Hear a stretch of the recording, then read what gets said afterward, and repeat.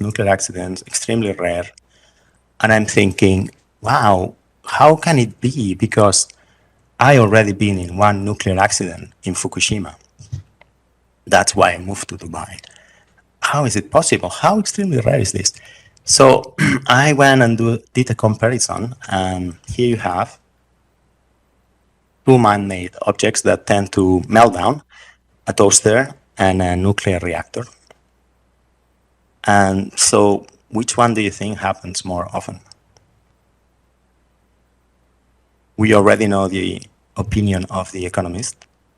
So I went and dig some data.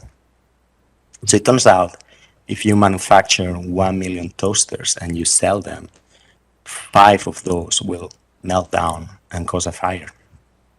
What about nuclear reactors? We have made 600 nuclear reactors in the world. 5 of them have melted. What's the probability? So these are the probabilities. And looking at frequency, a nuclear reactor, we now know that it melts down every 20 years. What about a toaster?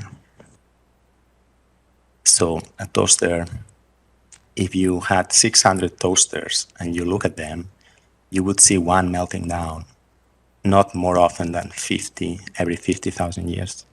In other words, if nuclear reactors were as reliable as toasters, we would not see a meltdown more often than every 50,000 years. And so why are we in this situation, right?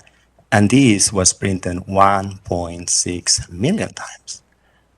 So yeah, we kind of deserve it, right? Because newspapers, social media is the information system of our society, and it's the information network. And we have decided that they should look for money wherever they can find it. And that's why we're in these predicaments. So how can we fix this? How can we fix all this fake news problem? Well, we could go back to the guys that started the whole thing. Does anybody remember or recognize this person? Tim Berners-Lee. Thank you. Yes, this is Tim Berners-Lee, and this is his room at CERN, where I used to work a long time ago.